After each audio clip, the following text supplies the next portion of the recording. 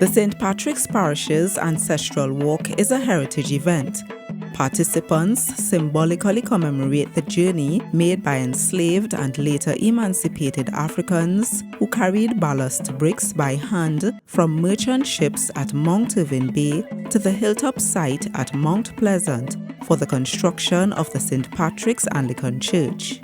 This church was consecrated in 1843. To date, it still stands as the oldest church building on the island in its original Gothic Revival style. This year is the 23rd Ancestral Walk, spearheaded by the St. Patrick's Parish. The walk like this, it helps us remember where we came from. This is not a thing that just came about by the whim and fancy of somebody on the island of Tobago, but it came from the country of England, right, by way of the structure that we see behind us.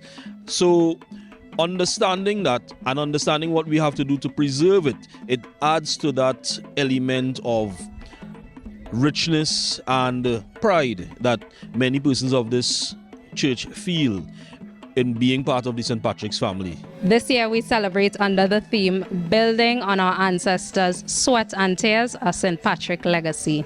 The theme is significant because it's a reminder that there's no good thing that happens without hard work. There's no good thing that happens without sacrifice.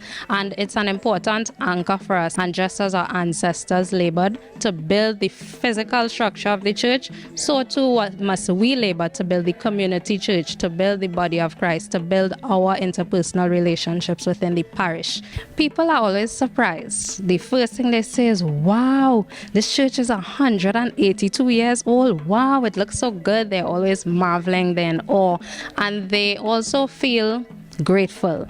There's a great sense of gratitude, especially to first-time participants, for the opportunity to learn this history. The day's activities included a wreath-laying ceremony at the graves of early parishioners such as Jane Lovell.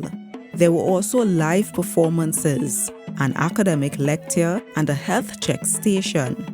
The sale of local cuisine like loaves of dirt oven-made bread, a traditional Tobago-style breakfast, as well as Aldon were other features of the day.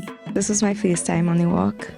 The walk in itself helped to bring an awareness of the toil, but also the joys that our forefathers would have had as they took their steps to create this beautiful place for us to come and fellowship and worship. I think the acknowledgement of our ancestors is an important part of who we are, the fabric of our existence. And so for the church to come in reverence of that and honor that, I think it's something that we should all do. When you walk it, you could now appreciate things much better. You could appreciate the church better. You could want to be involved in things around the church and preserving history, because now you understand the struggle and the distance that you walk with these bricks on your head for how much miles under the blazing sun with no shoes on your foot and you're getting whipped and no water to drink. So now you could appreciate things better. So I think it was a good walk. I think it's very worthwhile that we're really trying to hold on to parts of our ancestral legacy.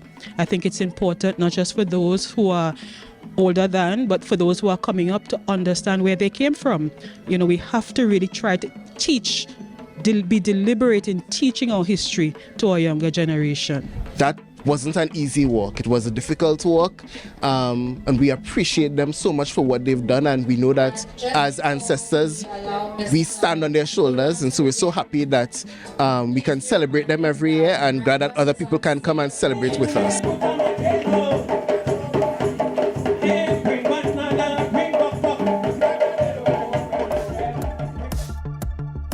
That was a production of the Department of Information, Office of the Chief Secretary, Tobago House of Assembly.